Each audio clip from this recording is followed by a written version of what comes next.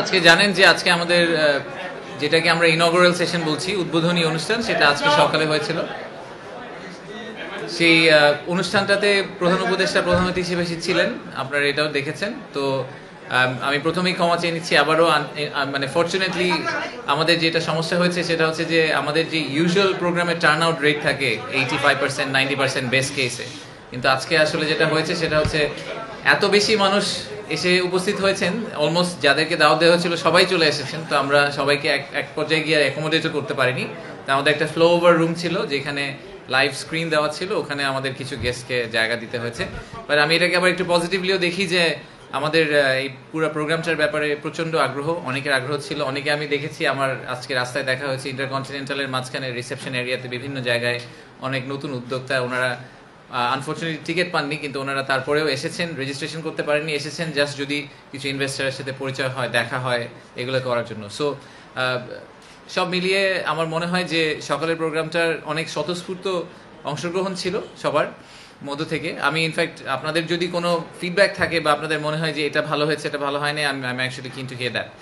আর আজকে আমাদের সারাদিনের যেই শিডিউল সেটা আমি একটু জাস্ট কুইকলি রান ডাউন করি। ওটার পরে আমাদের প্রধান উপদেষ্টা আমাদের যে নতুন উদ্যোক্তারা আছেন তাদের সাথে একটা ইউথ এন্টারপ্রেনারশিপ এক্সিবিশন ছিল, যে ইউএনডিপির এবং গ্রামীণ ফোন টেলিনরের সময় কাটিয়েছেন। কিছু উদ্যোক্তাদের কাছ থেকে তারা কি বিজনেস করছে সেগুলো শুনেছেন, সেখানে একটু ছোট্ট করে বক্তৃতা দিয়েছেন।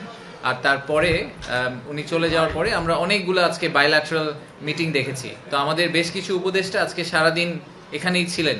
আমাদের কমার্স অ্যাডভাইজার, যিনি সেন্ট্রাল ব্যাংকের গভর্নর, এরকম বেশ কিছু সিনিয়র অফিসিয়াল, এনবিআর এর চেয়ারম্যান, এরকম অনেকেই আজকে সারাদিন এখানে ছিলেন।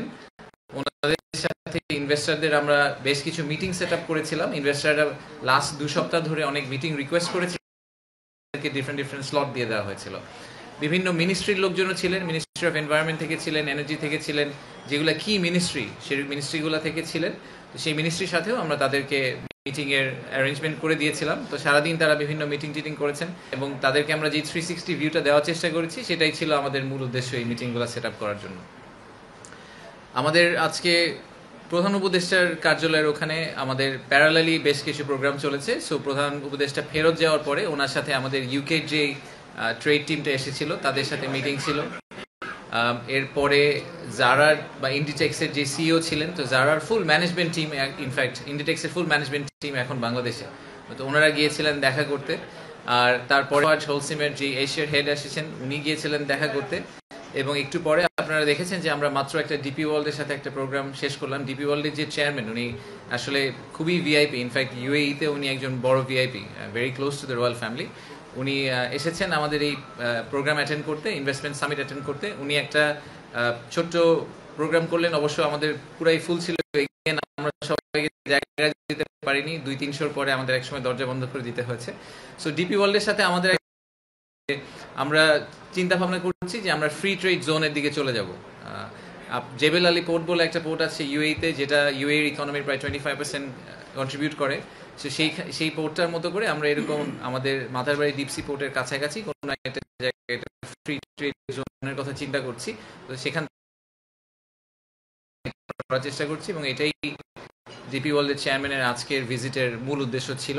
উনি এখান থেকে প্রধান উপদেষ্টার সাথে দেখা করতে যাবেন এবং তারপরে ওনারা এই ফার্দার আলাপ আলোচনা করবেন। আমাদের বাংলাদেশ থেকে হয়তো একটা টিম ভেরি সুন ইউএই যাবে বোঝার জন্য যে আসলে ফ্রি ট্রেড জোনের পলিসিগুলো কিভাবে অপারেট করে, অপারেশনালি জিনিসটা কিভাবে কাজ করে, এখান থেকে ইকোনমিক বেনিফিটটা আমরা কিভাবে পেতে পারি।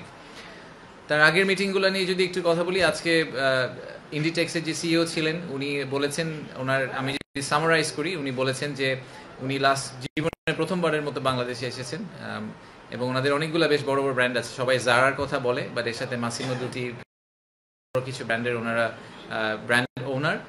তো ওনার ভিউ হচ্ছে যে বাংলাদেশে না আসলে আসলে ওনার বাংলাদেশ সম্বন্ধে এই আইডিয়াটা কখনোই তৈরি হতো না। এবং ইন্ডিটেক্সের গল্পটা আসলে বাংলাদেশের গল্পের মতো, কারণ ওনারা বাংলাদেশে শুধু কিন্তু ব্যবসা করতে আসেননি, ওনারা গতকালকে এশিয়ান ইউনিভার্সিটি অফ ওমেন, ওখানে ওনারা করেছেন 50 জন ফিমেল ওয়ার্কারের জন্য। সো ওনারা জেনুইনলি ফিল করেন যে ওনারা বাংলাদেশের আইডেন্টিটির পার্ট এবং ওনারা চেষ্টা করবেন যে বাংলাদেশের সাথে এই রিলেশনশিপটা আরও ডিপেন্ড করতে। তো আমরা জিজ্ঞেস করছি যে আর কি করতে পারি আমরা ওনাদেরকে আরও বেশি করে বাংলাদেশ থেকে সাপ্লাই নেওয়ার জন্য, এইসব ব্যাপারে আমাদের কিছু কথাবার্তা হয়েছে। ইউকের যে ট্রেড ডিলও ওনারাও ডিফারেন্ট টপিক নিয়ে কথা বলেছেন। আপনারা দেখেছেন যে ওনাদের যে ব্যারনেস রোজি উইন্টারটন উনি আজকে আমাদের উদ্বোধনী অনুষ্ঠানে বক্তৃতা রেখেছিলেন। তো সেই বক্তৃতার পরিপ্রেক্ষিতে আমরা দেখতে পেলাম যে ওনাদের একটা wholehearted support for interim government, এবং বাংলাদেশে যে 2035-এর কথা আমরা আজকে যে ন্যারেটিভটা সেট করার চেষ্টা করেছি যে আমাদের ভিশনটা কি, সেই ভিশনটাকে সাপোর্ট করার জন্য ওনাদের ফুল সাপোর্ট, ওনাদের ফুল সাপোর্টটা আমাদেরকে দিবেন, সেটা ট্রান্সপোর্টেশন ইন্ডাস্ট্রি হোক, এডুকেশন হোক, হেলথ কেয়ার হোক। আজকে চিফ অ্যাডভাইজারের সাথে যখন কথা হয়েছে তখন মেইনলি আমরা আসলে এডুকেশন এবং হেলথ কেয়ার নিয়ে অনেক কথা বলে আমরা চেষ্টা করছি ওই জায়গাটা ইউকের সাথে কোনো ধরনের কোলাবোরেশনে যাওয়া যায় কিনা। এর সাথে যেটা বললাম যে লাফার্জ হোলসেমের আমাদের একটা বড় ইনভেস্টমেন্ট আসার সম্ভাবনা আছে, সেটা নিয়ে আমরা ওনাদের সাথে কাজ করছি। ওনাদের বেশ কিছু সমস্যা ওনারা ফেস করেছেন বিদেশি ইনভেস্টর হিসাবে। আমি প্রতি প্রেস কনফারেন্স এসে আপনাদেরকে নতুন একটা গল্প বলি যে বিদেশি ইনভেস্টরদেরকে কীভাবে আমরা ঠিকভাবে ট্রিট করতে পারিনি। তো এই ক্ষেত্রেও আসলে আমাদের এরকম একটা সিচুয়েশন তৈরি হওয়ার সম্ভাবনা ছিল, আমরা চেষ্টা করছি সিচুয়েশনটাকে অ্যাভয়েড করার জন্য। আর সকালের প্রোগ্রামে আপনারা দেখেছেন যে আমরা পাঁচটি সংস্থা বা ইন্ডিভিজুয়ালকে আজকে অনার করেছি। তার মধ্যে 4টি সংস্থা যারা প্রাইজ পেয়েছেন বিনিয়োগ উন্নয়ন কর্তৃপক্ষ থেকে। এটা আমরা প্রথমবারের মতো করলাম। আমরা ইন্টারন্যাশনাল একটা এক্সেলেন্স ইন ইনভেস্টমেন্ট অ্যাওয়ার্ড যেটা দেওয়া শুরু করলাম। আমরা চেষ্টা করবো এটা প্রতি বছর কন্টিনিউ করার জন্য। তো আমাদের যে ফ্যাব্রিক লাগবে, যারা ইনোভেশনে পেয়েছেন, লোকাল ইনভেস্টর, স্কোয়ার ফার্মাসিউটিক্যাল, ইএসজির জন্য পেয়েছেন ওয়ালটন, এবং বিদেশি ইনভেস্টর ফরেন ইনভেস্টর ক্যাটাগরিতে পেয়েছেন বিকাশ। তো এটা নিয়ে বাংলাদেশি কোম্পানি তাহলে ফরেন ইনভেস্টর ক্যাটাগরিতে কেন পেলেন? তাদেরকে আমাদের ফরেন ইনভেস্টর ক্যাটাগরির যে ক্রাইটেরিয়াটা ছিল সেটা হচ্ছে যে মেজরিটি শেয়ার হোল্ডিং যদি বিদেশি হয়, 50%-এর বেশি শেয়ার হোল্ডিং যদি বিদেশি হয়, তাদেরকে আমরা একটা ফরেন ইনভেস্টর কোম্পানি বলছি। তো বিকাশের ক্ষেত্রে সেটাই হয়েছে। বিকাশের কিন্তু বড় বড় ইনভেস্টররা হচ্ছে IFC, Gates Foundation and financials. তারা মিলে আসলে মোর দেন 50% অফ বিকাশের ওনারশিপ। তো আর ফাইনালি আমরা আজকে কি হাকসংকে বাংলাদেশে অনারারি সিটিজেনশিপ ঘোষণা করেছি। আপনারা দেখেছেন যে ওনার জন্য এটা খুবই একটা ইমোশনাল মোমেন্ট ছিল। যারা ভিডিওটা দেখেছেন, যারা এক্সপিরিয়েন্স করেছেন, তার জন্য ইমোশনাল মোমেন্ট ছিল। সো এরকম আমাদের আসলে এরকম অ্যাম্বাসেডার দরকার। উনি এখন যখন কোরিয়া যাবেন, উনি কিন্তু এখন বাংলাদেশের জন্য একটা ডিফারেন্টভাবে বাংলাদেশকে দেখবেন, ডিফারেন্টভাবে বাংলাদেশকে সাপোর্ট করার চেষ্টা করবেন, কারণ উনি এখন নিজে বাংলাদেশের পার্ট। উনি সবসময় করে আসছেন 45 বছর ধরে, বাট এখন we have made it permanent. So এই ছিল আমাদের সারাদিনের প্রোগ্রাম। আমাদের একটা ব্রেকআউট সেশনও হয়েছে। ইউরোপিয়ান ইউনিয়ন আজকে রিনিউয়েবল এনার্জির উপর একটা ব্রেকআউট সেশন করেছেন। আমাদের এনার্জি অ্যাডভাইজার ছিলেন, আরও বড় বক্তারা ছিলেন আজকে ওখানে সারাদিন। এগেন আমি আবারও আমাদের 300 মানুষের ক্যাপাসিটিতে আমাদের যেই পরিমাণ ইন্টারেস্ট ছিল, প্রায় 500-এর বেশি মানুষ এসে হাজির হয়ে গেছেন। তো আমরা তাদেরকে যতটুকু অ্যাকোমোডেট করা সম্ভব অ্যাকোমোডেট করার চেষ্টা করেছি। তো আমাদের ভবিষ্যতে হয়তো এই প্রোগ্রামটাকে আগামী বছর আমরা যখন করার চেষ্টা করবো, আমরা এটাকে চিনমৈত্রীতে নিয়ে যাব, কারণ clearly the demand is there, the excitement is there. So আমরা এটাকে আমাদের লোকাল ইনভেস্টমেন্ট এবং ইন্টারন্যাশনাল ইনভেস্টমেন্ট দুটাকেই আমরা একটা মোমেন্টাম দিতে পারবো হয়তো। আমি এখানে থামি, কোয়েশ্চেন নিব। আমি একটু জাস্ট টাইম চেক করে নিচ্ছি। আমার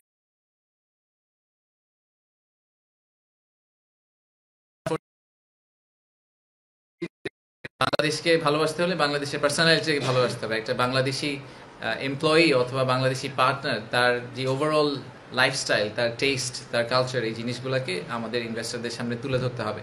তো সেটা নিয়ে আজকে সন্ধ্যায় একটা এক্সক্লুসিভ প্রোগ্রাম হচ্ছে ইনভেস্টরদের জন্য। সেটা সন্ধ্যা 7:30টায় শুরু হবে। সেই কারণে আপনাদেরকে এখন একটু হাই লেভেল আইডিয়া দিয়ে রাখি। আমরা প্রোগ্রামটা পরে আপনাদেরকে শেয়ার করব, ফুল প্রোগ্রামটা। এই প্রোগ্রামটাতে আমরা Bangladesh through a different lens এরকম একটা কনভারসেশন করার চেষ্টা করছি ওনাদের সাথে। তো ডিফারেন্ট লেন্স বলতে আমরা যেটা বুঝি যে ক্লাসিক ব্যবসায়ী লেন্সের বাইরে। তো ডিফারেন্ট লেন্সে আমরা কাদেরকে নিয়ে আসছি আমি সেটারও একটু প্রিলুড দিই। আমরা Bangladesh through an I of a photographer বলে একটা সেকশন আছে, সেখানে আমাদের শহীদুল আলম ভাই, ড্রিক গ্যালারির, উনি একটা প্রেজেন্টেশন করবেন যে ফটোগ্রাফারের দৃষ্টি থেকে বাংলাদেশটা কীরকম।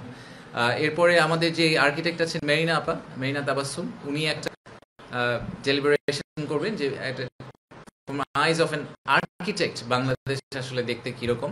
আমরা আমাদের ফুটবলার, এখন তো ফেমাস ফুটবলার আছে video, owner point of view থেকে মানে from a footballers point of view Bangladesh আসলে দেখতে কিরকম। আর তারপরে আমাদের একটা বেঙ্গল সিম্ফনি, যারা ইমন চৌধুরীর যে টিমটা, ওনাদেরকে একটা ক্লাসিক বাংলাদেশি যে একদম হার্ডকোর মিউজিক, সেই মিউজিকের ভিতর দিয়ে নিয়ে যাবেন, এই মিউজিক্যাল জার্নির ভিতর দিয়ে নিয়ে যাবেন। 15-20 মিনিটের জন্য। ফাইনালি আমাদের একটা ফ্যাশন শো আছে ওখানে, সেটা হচ্ছে বাংলাদেশি জামদানি, বাংলাদেশের রিক্সা, বাংলাদেশের যে ট্রেডিশনগুলো সেইগুলোকে আপহোল্ড করার জন্য, সেইগুলোকে শোকেস করার জন্য আমরা একটা ফ্যাশন শোর মতো অর্গানাইজ করেছি মিউজিকের সাথে সাথে। So that's generally the size of the program. আপনারা ভিডিওটা হয়তো সামনে পেয়ে যাবেন, but I am really excited about it. আমার ধারণা যে এই প্রোগ্রামটার শেষে একজন বিদেশি ইনভেস্টর যিনি প্রথমবারের মতো, আজকে ইনফ্যাক্ট আমি যাদের সাথে কথা বলেছি অনেক বড় বড় ইনভেস্টর আজকে আমাকে বলেছেন যে ওনারা আগে কখনো বাংলাদেশে আসেননি, এই প্রথমবার আসলেন। তো তাদের জন্য আসলে বাংলাদেশের এই ফুল 360 ভিউটা খুব দরকার, not only the business environment but how the people are. So ওইটাকে আমরা আজকে দিন শেষে আমাদের গোল হচ্ছে যে ওই জায়গাটায় পৌঁছানো, যে ওনারা যখন এই দেশ থেকে ফেরত যাবেন, বাংলাদেশ থেকে ফিরে যাবেন, তখন ওনাদের বন্ধু বান্ধব, ওনাদের কলিগ, এদের কাছে যখন ওনারা বাংলাদেশের গল্পটা বলবেন, কি এক্সপিরিয়েন্স ছিল, ওনারা একটা ফুল পিকচার দিতে পারেন এবং আমাদের হয়ে ওনারা অ্যাম্বাসেডর হিসাবে কাজ করবেন। সো আমি এখানে থামি, আমার হাতে অ্যাজ আই সেড আমার আনফরচুনেটলি 15 মিনিট সময় আছে। আমরা অল্প কয়েক আজকে and we will do a wrap up. আগামী সপ্তাহে আমরা ফুল সামিট নিয়ে কোনো একটা সময় আপনাদেরকে একটা ফুল কভারেজ দিব, ঠিক আছে? ধন্যবাদ।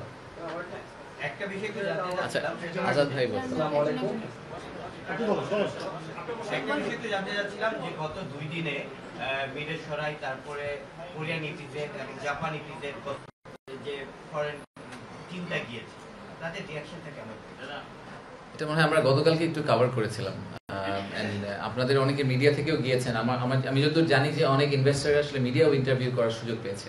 Generally the reaction is very positive এবং আমাদের যেটা টেক সেটা হচ্ছে যে ওনারা এটা খুব অ্যাপ্রিশিয়েট করেছেন যে আমরা ওনাদেরকে ফিজিক্যালি নিয়ে গেছি। ফিজিক্যালি নিয়ে যাওয়াতে যেটা হয় যে আপনি প্র্যাকটিক্যালি জিনিসটা দেখলে সুবিধা হয় যে আসলে কিসে উনি ইনভেস্ট করতে যাচ্ছেন। ইনফ্যাক্ট গতকালকে তো শুনেছেন যে একটা কোম্পানি ওখানে অন দ্য স্পট একটা ইনভেস্টমেন্ট কনফার্ম করেছেন। এটা বলতে গিয়ে আমার আসলে মনে পড়লো, সরি আমি 2টা টপিক মিস করেছি। আজকে 2টা কাগজ সাইন করা হয়েছে, আপনারা হয়তো দেখেছেন। একটা হচ্ছে আইএলও ন্যাশনাল লেবার অর্গানাইজেশন, যারা তাদের সাথে বিডা একটা এমওইউ সাইন করেছে। আমি আগেও বলেছি যে আমাদের পুরো সোসাইটিটাতে সবসময় আসলে এন্টারপ্রেনারদেরকে ফোকাস করলে হবে না, তাদের সাথে যারা কাজ করে, আমাদের যেই ওয়ার্কার্স। আজকে নাসিম মনসুর ভাইয়ের প্রেজেন্টেশন যারা দেখেছেন তারা দেখেছেন যে আমাদের ইকোনমিটাকে যে আমাদের ইকোনমির যে চাকাটা, সেই চাকাটা এগিয়ে নিয়ে যাওয়ার জন্য এন্টারপ্রেনাররা শুধু একা তো আর করেন না, সাথে তাদের ওয়ার্কফোর্স যেটা আছে, আমাদের শ্রমিকরা করেন। তো আমাদের লেবার রাইটসের যে স্ট্যান্ডার্ড, সেই স্ট্যান্ডার্ডটা কিন্তু আমাদের গ্লোবাল স্ট্যান্ডার্ড থেকে অনেক লো, অনেক নিচে।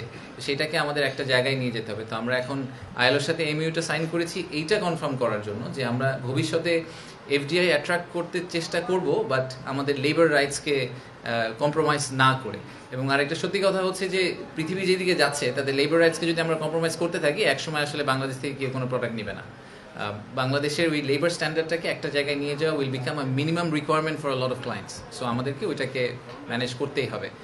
আর দ্বিতীয়ত হচ্ছে আমরা আরেকটা এমইউ সাইন করেছি আজকে, সেটা হচ্ছে হান্ডা গ্রুপের সাথে, একটা Chinese textile and garments manufacturer.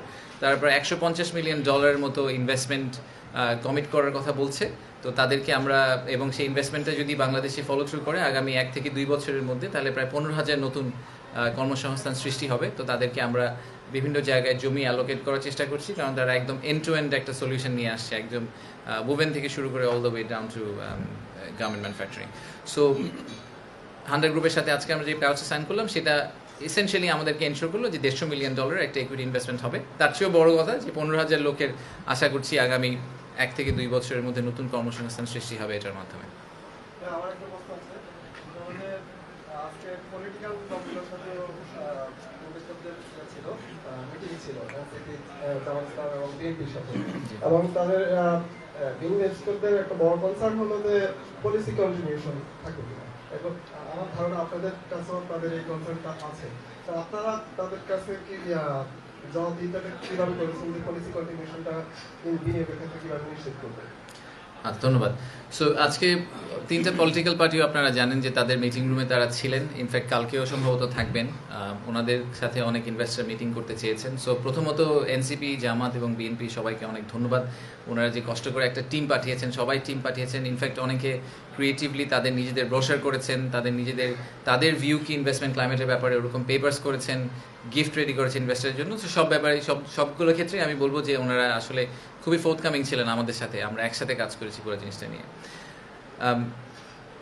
Policy continuity হবে কিনা, এটার রাইট আনসার বা এক্সাম্পল হচ্ছে আজকে। আমরা তো ইনভেস্টমেন্ট কনফারেন্স করছি কিন্তু ওনাদেরকে বাদ দিয়ে করছি না। আপনারা, আমি জানি না আপনারা আগে কোনো ইনভেস্টমেন্ট কনফারেন্সে এরকম অ্যাটেন্ড করেছেন কিনা যেখানে পলিটিক্যাল পার্টিগুলোকে আলাদা আলাদা মিটিং করার সুযোগ দেওয়া হয়েছে, প্রত্যেককে ইন্ডিপেন্ডেন্টলি তাদের ভিউগুলোকে শেয়ার করতে পেরেছে ইনভেস্টরদের কাছ থেকে। আমি শিওর ইনভেস্টররা তাদেরকে একই প্রশ্নটাই করেছেন যে আপনারা যদি ক্ষমতায় আসেন তাহলে সরকার যে রিফর্মগুলো করার কথা বলছে এখন, সেই রিফর্মগুলো আপনারা কন্টিনিউ করবেন কিনা। তো আপনারা ইনভেস্টরদেরকে জিজ্ঞেস করে দেখতে পারেন ওনারা এটাতে হ্যাঁ বলেছে না বলেছে। বাট আমার জেনারেল ধারণা, এবং আমরা এটা আগেও বলেছি, যে ইনভেস্টমেন্ট এবং এমপ্লয়মেন্ট জেনারেশন, জব ক্রিয়েশন, এটা আসলে সবার কমন ম্যান্ডেট। এখানে কোনো পলিটিক্যাল ফ্র্যাকশন থাকার কোনো কারণ নেই। হতে পারে যে কনস্টিটিউশনের ক্ষেত্রে ডিফারেন্ট মতামত থাকতে পারে, কনস্টিটিউশনাল অ্যামেন্ডমেন্ট, কনস্টিটিউশনাল কমিশন, এইসব ব্যাপারে যে রেকমেন্ডেশন আছে সেখানে ডিফারেন্ট মতামত থাকতে পারে। বাট ইনভেস্টমেন্ট ক্লাইমেট ইমপ্রুভ করার ব্যাপারে আসলে ডিফারেন্ট মতামত থাকার কোনো কারণ নেই। বাংলাদেশে ইনভেস্টমেন্ট দরকার, সেটা লোকাল থেকে হোক, ফরেন থেকে হোক, এবং বাংলাদেশে এমপ্লয়মেন্ট জেনারেশন দরকার। জব ক্রিয়েশন আমাদের জন্য is the biggest opportunity and challenge. So এটা সবাই খুব ক্লিয়ারলি বুঝেন। তো আমার ধারণা যে আমি আশা করছি আপনারা ইনভেস্টরদেরকে জিজ্ঞেস করে দেখতে পারেন, ওনারা তো ঘোরাঘুরি করছেন, ওনাদেরকে জিজ্ঞেস করে দেখেন যে পলিটিক্যাল পার্টিগুলো কী বলেছে। ওনারা আপনারা আমাদেরকে একটু জানিয়ে, ওনারা যদি বলে যে ওনাদের তো কন্টিনিউ করবে না, তাহলে ওইগুলো আমরা করা বন্ধ করে দিই এখন।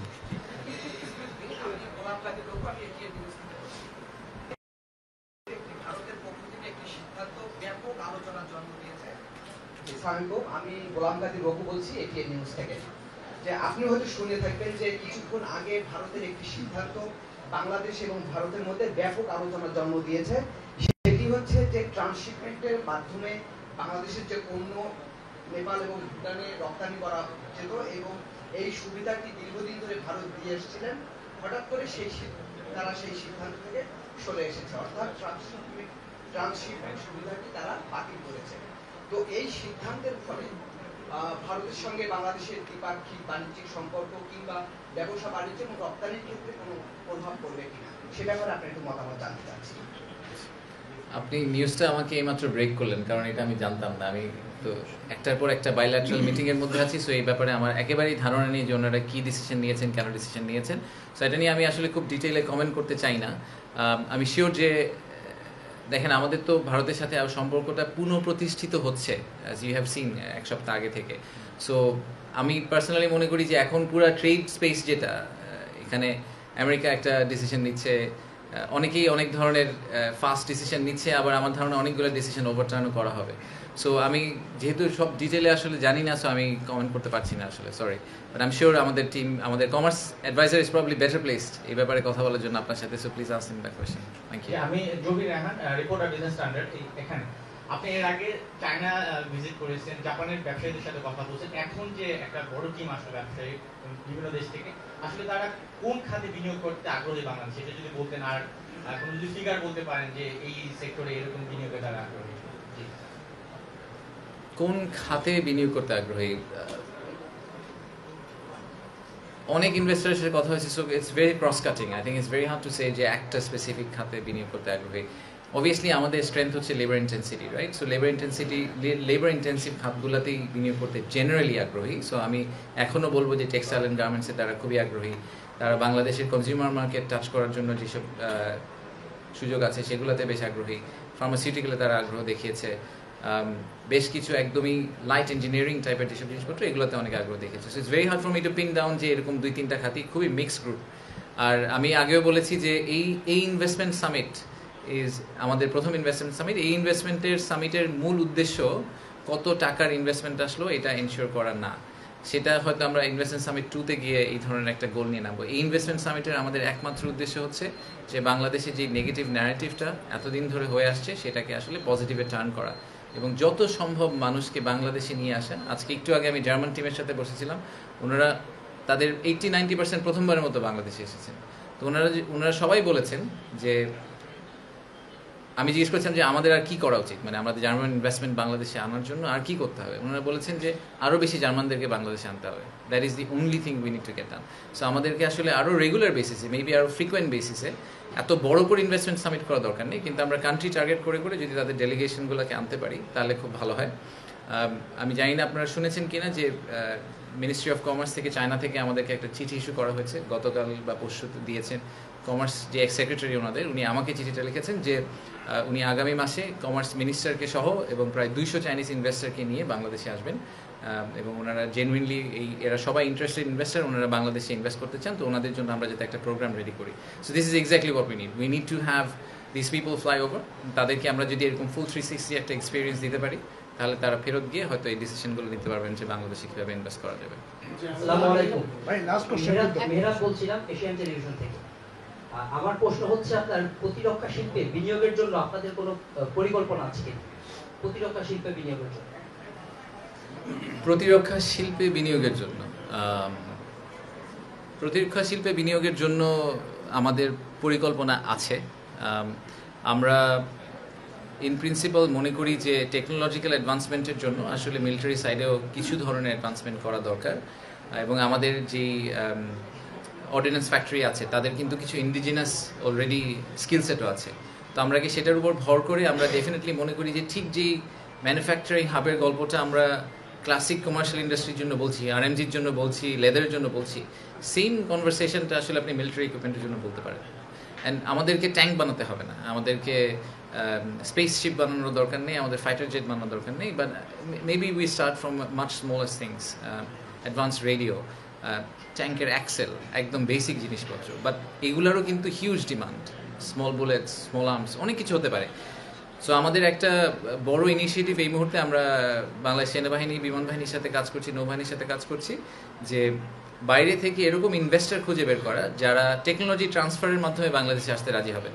ওনারা বাংলাদেশে আসবেন ঠিক সেম মডেলে, আমরা ওনাদের কাছ থেকে কেনার কমিটমেন্টটা করব, বাট এর পাশাপাশি ওনাদেরকে এক্সপোর্ট করার আমরা সুযোগ দিব। সো ওনারা রিজনালি ওনাদের প্রোডাক্ট এক্সপোর্ট করতে পারবেন, এবং আমরা ওনাদেরকে ঠিক ইকোনমিক জোনের মতো একটা মিলিটারি ইকোনমিক জোনের কনসেপ্টে হয়তো কিছু একটা অফার করার চেষ্টা করবো। বাট এইটা ইটস এ লং জার্নি। একটা আপনি মিলিটারি ইকোনমিক জোন করতে গেলে সেখানে পলিসি ইন্টারভেনশন লাগবে, সিকিউরিটি পলিসি বলেন, ডিজিটাল ডেটা পলিসি বলেন, আইপি রাইটস বলেন, অনেক কিছু অনেক বড় বড় ইস্যু আছে, সেগুলোকে সলভ করে আমাদের ওখানে যেতে হবে। তো সেটা নিয়ে কাজ শুরু হয়েছে, হয়তো একটু সময় লাগবে, but definitely something that we would like to follow up on. Thank you very much.